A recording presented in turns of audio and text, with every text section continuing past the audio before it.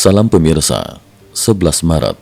Dalam sebuah pertemuan intensif selama 8 jam di Arab Saudi, perwakilan senior Amerika Serikat dan Ukraina mengukuhkan komitmen untuk mengakhiri konflik yang sedang berlangsung melalui gencatan senjata sementara selama 30 hari dengan Rusia. Hasil pembicaraan tersebut ditegaskan melalui pernyataan bersama, yang juga memuat janji AS untuk segera melanjutkan bantuan militer dan pertukaran intelijen kepada Ukraina.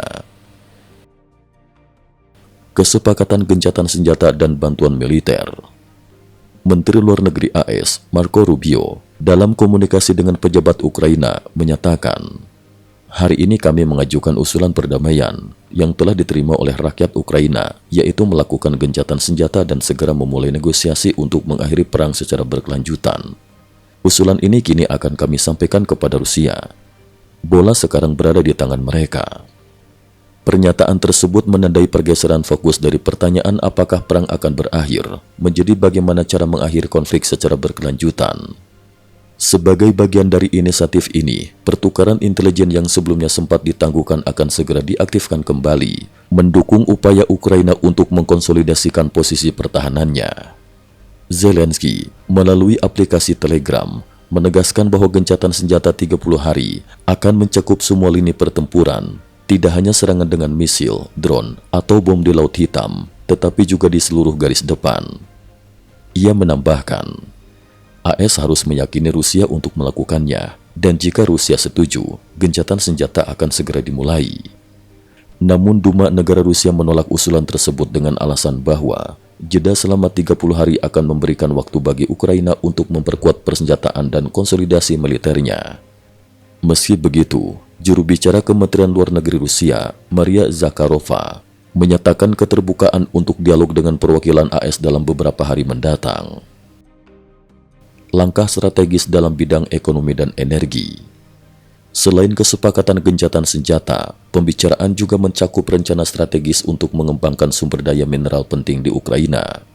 Laporan dari Al Jazeera mengungkapkan bahwa kerjasama ini diharapkan dapat memperluas ekonomi Ukraina serta memastikan kemakmuran dan keamanan jangka panjang. Dalam konteks ini, Presiden Trump menegaskan peran pekerja AS yang menambang di Ukraina sebagai benteng pertahanan terhadap potensi agresi di masa depan. Penguatan pertahanan di Eropa. Sementara itu, di Parlemen Eropa, Ketua Komisi Eropa Ursula von der Leyen mengingatkan bahwa keuntungan damai yang pernah dinikmati Eropa telah menimbulkan defisit keamanan. Dalam pernyataannya, ia menekankan perlunya peningkatan anggaran pertahanan Uni Eropa hingga mencapai 3% dari PDB, meskipun saat ini baru mencapai 1%. Von der Leyen juga mengumumkan rencana pengumpulan dana sebesar 800 miliar euro untuk mendukung upaya penguatan pertahanan tersebut. Komentar serupa datang dari Perdana Menteri Polandia, Donald Tusk, yang menyatakan niat Polandia untuk memperluas angkatan bersenjata hingga 500.000 personel dan menggalakkan pelatihan militer untuk seluruh rakyat. Presiden Polandia Andrzej Duda pun mengusulkan agar setiap anggota NATO mengalokasikan setidaknya 3% dari PDB untuk pertahanan. Dinamika politik dan negosiasi di Timur Tengah.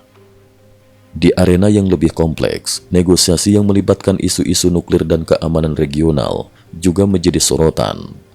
Pada tanggal 10 Maret 2025, perwakilan tetap Iran di PBB menyatakan kemungkinan negosiasi nuklir terbatas, meskipun hanya dalam ranah militer.